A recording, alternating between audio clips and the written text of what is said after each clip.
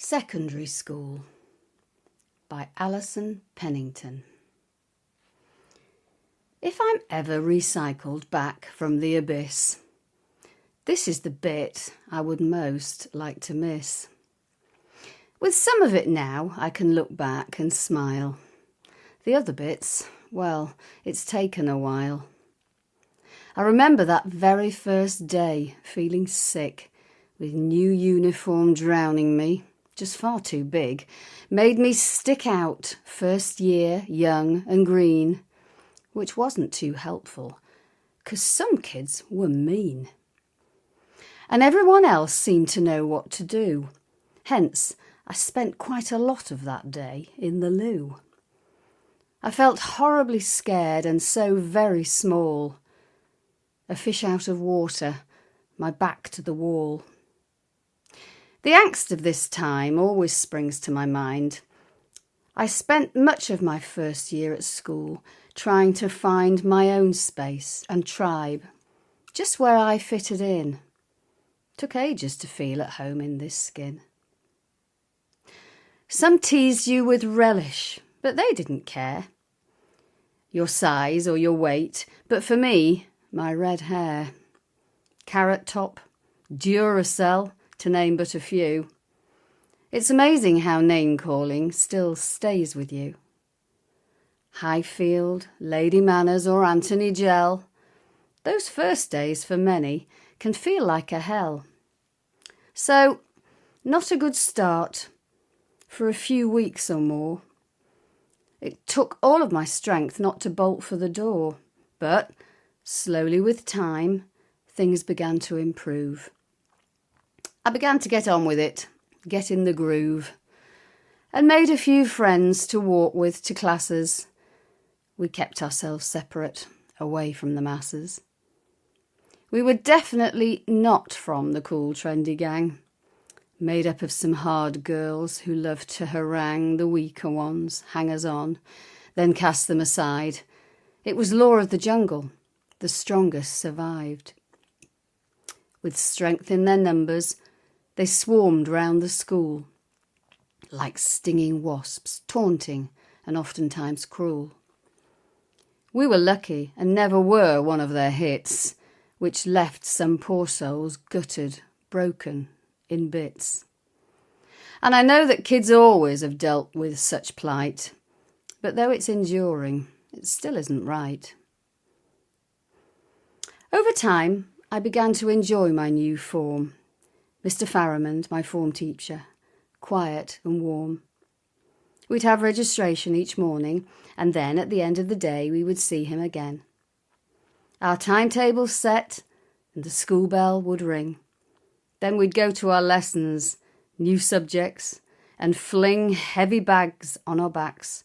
Our shoulders would sag, stuffed with wallpapered textbooks and bulging lunch bags.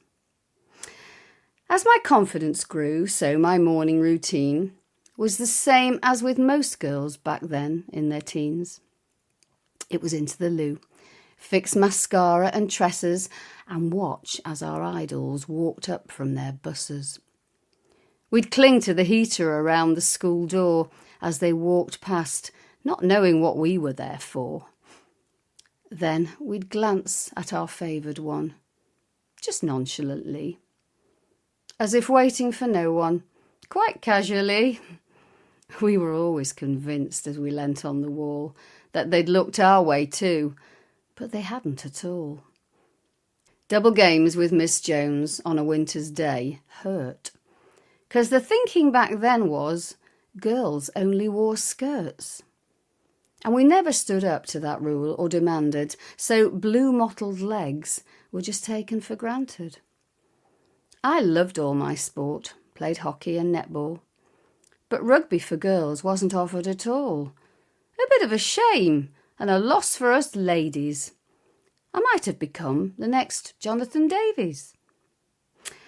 I didn't like chemistry lessons at all. It was all double Dutch, as far as I can recall. Plus an added component which was blatant fear, as some chalk or a board rubber might fly past your ear. And maths, Well, I really did struggle with this. It still gives me shivers when I reminisce. But back then, these issues were rarely picked up. Plus, you might be humiliated, and so you shut up. But English, now that was a fabulous strength. And I didn't have many, so this was intense. I loved it to bits and basked in the glory of poets like Wordsworth and making up stories. Miss Smith taught me English. My intellect grew. Miss Lawton, biology. That was interesting too. Mr. Tidman, RE. Mr. Jackson, a blast. Mr. Stevenson tried hard to teach me some maths. Mrs. Wraith was there welcoming kids to the fold. Although scary at first, she'd a heart made of gold. Miss Chew and Mr. Minot I tried to avoid, 'cause I got very scared when those two were annoyed. DS and needlework never did it for me, so 'twas never a place that I wanted to be. With basket in hand, this domestic goddess excelled in creating a culinary mess. I remember cold corridors, bags thrown askew. When break came around, it was just what you'd do. But when called to the head, a big deal at the time, I was fully chastised, 'cause he'd tripped over mine. Going out with a boy just involved holding hands. Just here and the now, all was simple, no plans. Walking to your next lesson, love reaching its peak so swiftly, and oftentimes off by next week. At home time, the buses would wait in the bays, and few people mentioned the fumes in those days. But looking back now, there is little doubt they were just as bad inside as they were out. So upstairs we went, sitting right at the back, us villager elders who'd take little flack. Beside us, our homework. Now that was a drag. 3 subjects a night squashed in one massive bag. The sixth form was better, I have to admit. I actually enjoyed my time there quite a bit.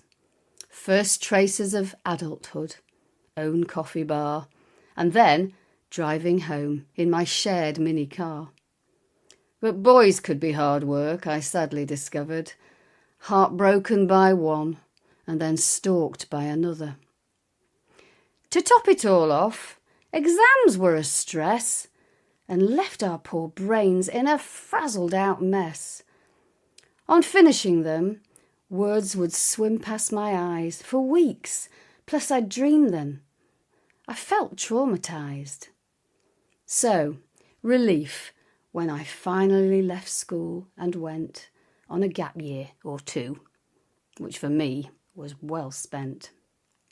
And secondary school, which back then felt extreme, as with all things, became like an old, distant dream.